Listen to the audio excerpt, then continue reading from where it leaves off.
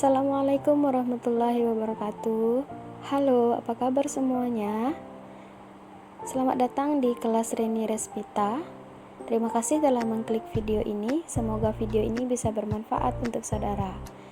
Nah, di video kali ini saya akan membahas materi dalam mata kuliah perkoperasian, di mana materi ini pada pertemuan 5 di kelas saya adalah organisasi koperasi dalam sistem pasar. Ada beberapa topik yang akan dibahas. Pertama, kekuatan dan kelemahan koperasi dalam sistem pasar. Yang kedua, koperasi dalam rantai tata niaga. Yang ketiga, sikap terhadap kebijaksanaan harga koperasi. Dan yang keempat, kebijaksanaan pemerintah dalam pembangunan koperasi. Yang pertama, kekuatan koperasi dalam sistem pasar. Nah, koperasi merupakan bagian penting dalam sistem ekonomi di Indonesia, karena koperasi adalah lembaga yang lebih berpihak kepada golongan ekonomi lemah yang jumlahnya lebih banyak dibandingkan golongan ekonomi menengah. Dalam lingkungan pasar bersaing, koperasi adalah salah satu organisasi yang ikut serta bersaing memperebutkan pelanggan. Keberlangsungan koperasi hanya akan terus dirasakan jika koperasi memiliki keunggulan bersaing dan para anggota karyawan harus mampu mempertahankan keunggulan bersaing itu dengan jalan berpartisipasi aktif pada koperasi.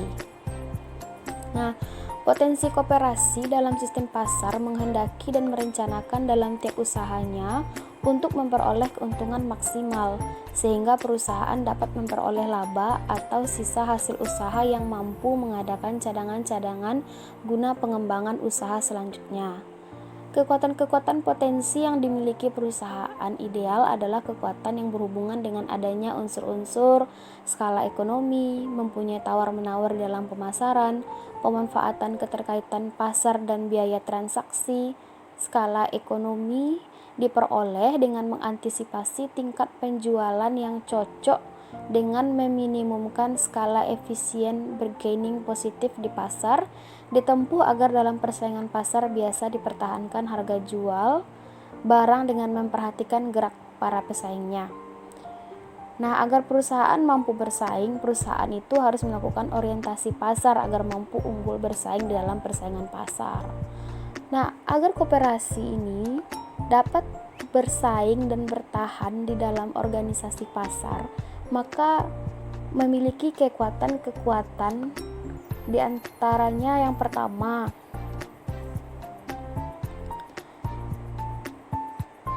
keterlibatan anggota dalam koperasi dapat ditunjukkan dalam bentuk partisipasi anggota yang merupakan aktivitas yang mendorong kreativitas anggota. Nah, yang kedua, koperasi merupakan organisasi dari, oleh, dan untuk anggota. Hal ini mencerminkan transparansi pengelolaan. Yang ketiga, keseimbangan pemanfaatan hak dan penekanan kewajiban yang harus dilakukan seluruh anggota, karena koperasi milik semua anggota dan menjadi tanggung jawab bersama.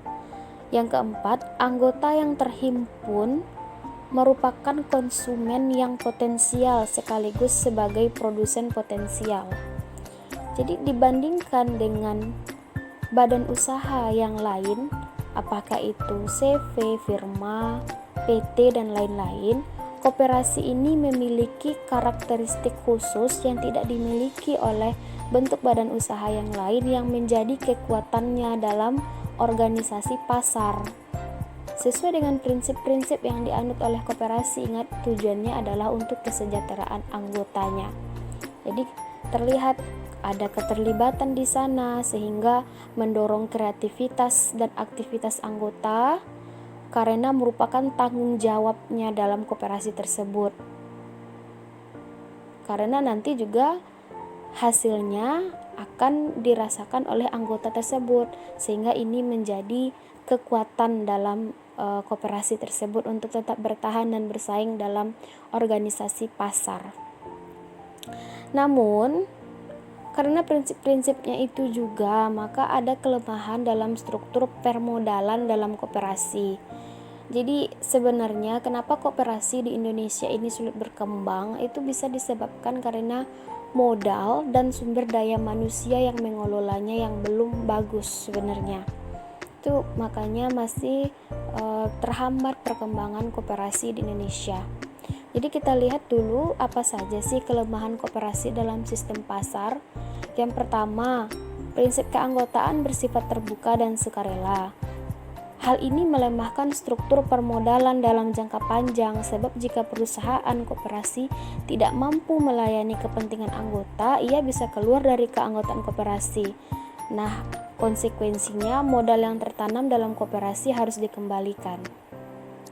Yang kedua, prinsip kontrol secara demokratis menyebabkan anggota yang memiliki modal dalam jumlah banyak akan keluar dari koperasi dan memilih masuk organisasi non-koperasi yang ketentuan-ketentuannya menyatakan pemilik modal terbesar adalah yang mempunyai kontrol terbesar dalam perusahaan. Jadi kalau di koperasi itu keputusan tertingginya berada di rapat anggota tahunan atau RAT. Sementara kalau seperti PT itu kekuasaan tertingginya berada pada rapat umum pemegang saham yang otomatis yang memiliki hak suara adalah paling besar itu yang memiliki saham yang lebih besar. Nah, sehingga karena prinsip yang demokratis ini menjadi sebuah celah kelemahan koperasi karena orang-orang yang memiliki modal yang besar akan cenderung lebih memilih untuk bergabung di badan usaha yang berbentuk yang lain. Yang ketiga, prinsip pembagian sisa hasil usaha berdasarkan jasa anggota akan mengurangi pemilik modal, terutama pemilik modal yang besar memasuki koperasi atau menjadi anggota koperasi. Yang keempat, prinsip bunga yang terbatas atas modal akan mengurangi kegiatan anggota untuk menabung pada koperasi. Jadi rangsangan untuk menabung itu kurang karena bunga yang terbatas atas modal itu. Jadi bunga yang diterima itu lebih kecil daripada nanti bunga yang diterima jika menanamkan modal di bentuk lain. Nah, sehingga karena prinsip bunga yang terbatas atas modal ini pun menjadi salah satu kelemahan koperasi untuk berada dalam sistem pasar, karena kita berbicara dalam organisasi pasar banyak pihak-pihak lain yang ikut memperebutkan pelanggan di sini. Nah, selanjutnya koperasi dalam rantai tata niaga. Pada dasarnya ada 3 pelaku dalam sistem ekonomi pasar, ada produsen, ada konsumen, dan ada perantara atau pedagang. Ingat, produsen itu adalah orang atau badan yang menghasilkan produk tertentu. Konsumen adalah orang atau badan yang menggunakan suatu produk. Sementara pedagang ialah orang atau badan yang membeli produk tapi bukan untuk dikonsumsi, melainkan untuk dijual kembali. Nah, dalam sistem pasar sebenarnya ketiga pelaku ini saling menduduki peran dan perannya masing-masing. Produsen pada pasar input bisa saja dia bertindak sebagai konsumen, dan begitu pula sebaliknya konsumen pada pasar output bisa saja dia bertindak sebagai produsen. Nah, sementara jika dilihat dari jalur tata niaga, seorang produsen itu mempunyai banyak pilihan dalam mendistribusikan produknya. Bisa langsung melayani konsumen, bisa langsung ke pedagang besar, kemudian pedagang besar ke pengecer, atau pengecer menjual ke konsumen.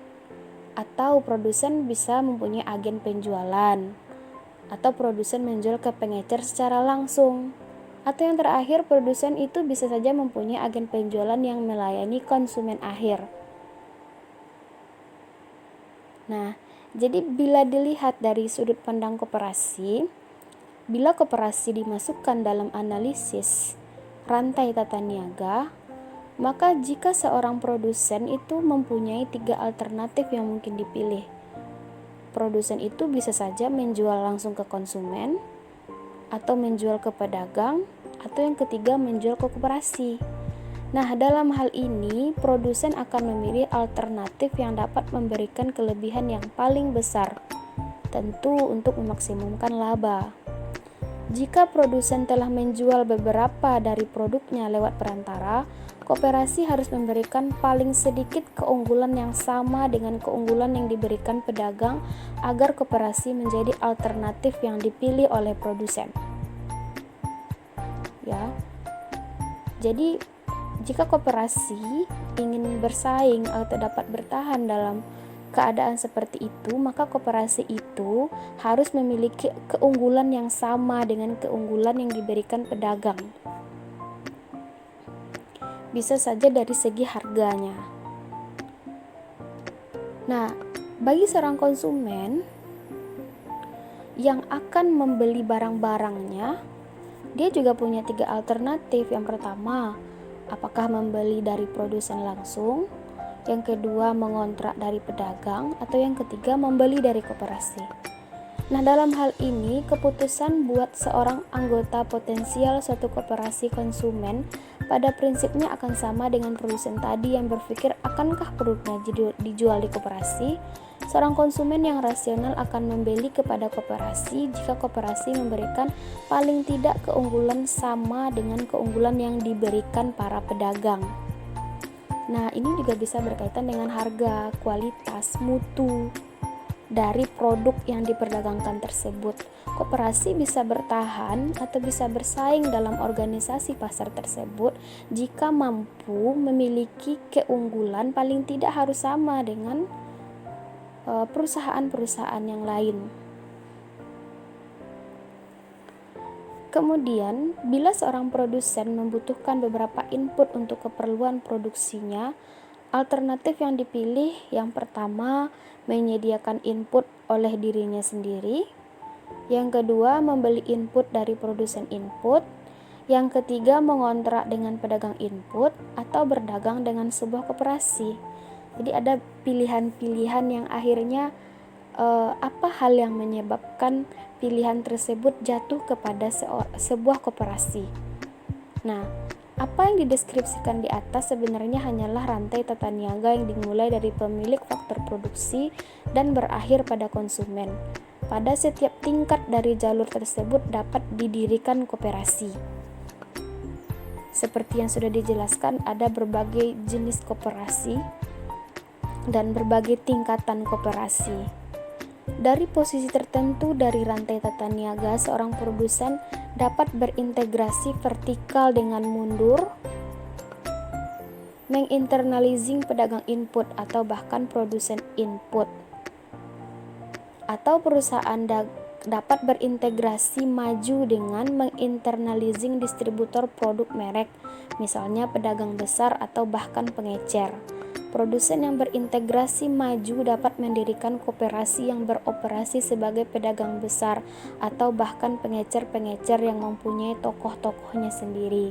Nah, itu alternatif yang bisa disarankan bagi koperasi yang ingin tetap bersaing, bisa saja berintegrasi atau bergabung pada berbagai tingkatan bisnis yang ada. Ya, seperti yang dijelaskan tadi, bisa bergabung dengan pedagang di pasar input, atau perusahaan dapat berintegrasi maju dengan bergabung distributor produk merek, atau produsen berintegrasi maju dengan mendirikan koperasi yang beroperasi sebagai pedagang besar. Nah, itu alternatif pilihan koperasi dalam rantai tata niaga agar tetap dapat bersaing dan bertahan dalam sistem pasar. Kemudian selanjutnya, sikap terhadap kebijaksanaan harga koperasi. Sebelum saya lanjutkan, jangan lupa tekan tombol subscribe ya, dan bunyikan lonceng notifikasi agar bisa terus mengikuti dan menonton video yang selanjutnya dan bisa bermanfaat. Sikap terhadap kebijakan harga koperasi. Jika dilihat dari peranan anggota dalam koperasi sangat begitu dominan, ya jelas karena anggota itu adalah sahamnya koperasi. maka setiap harga yang akan ditetapkan koperasi harus dibedakan antara harga untuk anggota dengan harga untuk non-anggota. Hal inilah yang membedakan kebijakan harga di koperasi dengan perusahaan non-koperasi. Ya, jadi segmentasi harga dalam koperasi itu ada dua, yaitu anggota dan bukan anggota. Sementara kalau perusahaan non-koperasi, ya masyarakat umum tidak punya kaitan kepemilikan dengan perusahaan. Jadi perbedaan ini mengharuskan daya analisis yang lebih tajam dalam melihat peranan koperasi dalam pasar yang bersaing.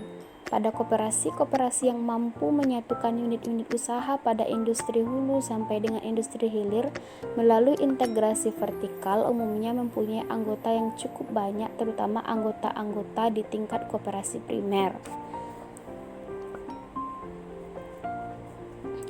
Jadi untuk tugas saudara, silakan saudara memberikan komentar pada kolom komentar mengenai bagaimana sikap saudara menghadapi kebijakan harga yang ada atau yang diberlakukan dalam sebuah koperasi, di mana harga yang diberlakukan untuk anggota dan non-anggota itu berbeda. Jelaskan atau sebutkan apa pendapat saudara, apa sikap saudara terhadap kebijakan tersebut. Selanjutnya, kebijakan pemerintah dalam pembangunan koperasi. Ada beberapa kebijakan pemerintah. Selama era pembangunan jangka panjang, tahap pertama, pembangunan koperasi di Indonesia telah menunjukkan hasil-hasil yang cukup memuaskan. Sudah pernah saya jelaskan di pertemuan yang sebelumnya. Nah, sekarang yang pertama adalah strategi dan program-program koperasi. Yang pertama, mengadakan pendidikan khusus terhadap para karyawan, manajer, serta semua pengurus-pengurus koperasi. Yang kedua, menyediakan informasi usaha. Yang ketiga, meningkatkan peranan sistem akuntansi koperasi. Yang keempat, meningkatkan pengawasan internal koperasi primer. Yang kelima, meningkatkan produktivitas usaha. Dan yang keenam, meningkatkan kualitas pelayanan koperasi terhadap masyarakat. Kemudian yang kedua, kebijakan pemerintah adalah menetapkan sasaran dan pola pengembangan koperasi. Apa saja strateginya? Yang pertama, koperasi diharapkan mampu mengakomodasi dan menggerakkan potensi masyarakat golongan ekonomi lemah. Yang kedua, koperasi adalah lembaga yang keberadaannya sangat diperlukan oleh sebagian besar bangsa Indonesia. Yang ketiga, koperasi adalah lembaga ekonomi yang diharapkan dapat berperan utama sebagai agen pemerataan pertumbuhan ekonomi nasional. Nah, jadi yang ketiga itu adalah pola pembangunan koperasi yang memiliki peran-peran tersebut. Perannya sebagai pengakomodasi dan penggerak potensi masyarakat.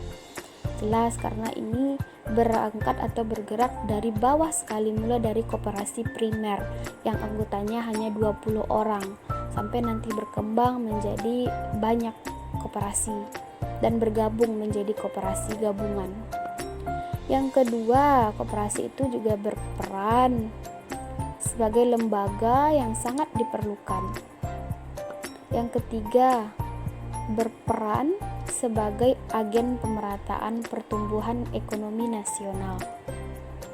Karena sektor-sektor ekonomi itu juga disumbangkan melalui koperasi ini. Ya, berdasarkan jenis-jenis koperasi itu, apalah koperasi pertanian, koperasi produsen, dan lain-lain. Yang ketiga, program pembangunan koperasi. Nah, dalam rangka pelaksanaan kebijaksanaan untuk mencapai berbagai strategi, disusun program-program pembangunan koperasi yang terdiri atas program pokok dan program penunjang. Program pokok antara lain yang pertama, program pendidikan, pelatihan, dan penyuluhan koperasi. Yang kedua, menyediakan dan mengembangkan sarana dan prasarana pendidikan, pelatihan, penyuluhan, magang, serta bimbingan dan konsultasi usaha perkoperasian. Yang ketiga, meningkatkan pelayanan konsultasi manajemen bagi koperasi. Yang keempat, mengembangkan sistem karir dan sistem balas jasa yang menarik bagi pengelola koperasi. Dan yang kelima, meningkatkan produktivitas usaha melalui kelompok untuk mengoptimalkan potensi usaha perseorangan anggota tersebut. Selanjutnya, program-program pengembangan lembaga keuangan dan pembiayaan koperasi. Program ini bertujuan untuk meningkatkan pemupukan modal dan meningkatkan kemampuan memanfaatkan modal dalam rangka menyehatkan struktur permodalan koperasi. Ya, itu dibantu dalam hal permodalannya. Yang ketiga, program peningkatan dan perluasan usaha koperasi. Program ini bertujuan untuk meningkatkan pelayanan koperasi kepada anggotanya. Di antaranya 1. Meningkatkan promosi usaha. 2. Menyediakan informasi peluang usaha dan pasar. 3. Mengembangkan jaringan pemasaran. 4. Melaksanakan misi dagang. 5. Menyediakan sarana dan prasarana pemasaran. 6. Memberikan bimbingan dan konsultasi pemasaran. 7. Memantapkan sistem distribusi. Selanjutnya, poin yang keempat, program kerjasama antar koperasi dan kemitraan usaha koperasi, program pemantapan kelembagaan koperasi. Yang keenam, program penunjang. Program penunjang antara lain yang pertama, program pembangunan koperasi di daerah tertinggal. Yang kedua, program pengembangan informasi koperasi. Program ini bertujuan untuk menyempurnakan dan mengembangkan sistem informasi yang dibutuhkan koperasi, misalnya berupa jaringan, informasi permodalan, informasi pemasaran, dan lain-lain. Yang ketiga, program penelitian dan pengembangan koperasi bertujuan untuk menunjang pelaksanaan pengembangan koperasi, terutama yang berkaitan dengan peningkatan kualitas sumber daya manusia, peningkatan akses dan pangsa pasar koperasi, peningkatan akses terhadap sumber permodalan dan struktur permodalan koperasi, serta melakukan pengkajian kebijaksanaan untuk mewujudkan pembinaan koperasi secara otonom. Yang keempat, program pembinaan dan pengembangan pemuda di bidang perkoperasian. Program ini bertujuan untuk mengembangkan kepeloporan generasi muda dalam pembangunan koperasi, serta pewarisan nilai, semangat, dan jiwa koperasi pada generasi penerus. Yang kelima, program peranan wanita di bidang perkoperasian. Program ini bertujuan untuk meningkatkan peranan wanita dalam pembangunan koperasi melalui peningkatan pengetahuan dan keterampilan, serta pemberian kesempatan yang luas kepada kaum wanita untuk berpartisipasi aktif dalam kegiatan perkoperasian. Yang terakhir, program pengembangan hukum di bidang perkoperasian. Program ini bertujuan untuk mengembangkan hukum yang mendukung pertumbuhan dan perkembangan koperasi sebagai badan usaha sekaligus sebagai gerakan ekonomi rakyat yang tangguh, mandiri, berperan dalam masyarakat, serta mampu berperan di semua bidang usaha, terutama dalam bidang kehidupan ekonomi rakyat. Program ini juga meliputi kegiatan penyusunan dan perumusan perundang-undangan di berbagai sektor yang mendukung pembangunan koperasi. Nah, itulah program-program atau kebijakan pemerintah dalam pembangunan koperasi. Mulai dari tadi ada program pendidikan, pelatihan, penyuluhan, program pengembangan lembaga keuangan, peningkatan perluasan usaha koperasi, dan selanjutnya.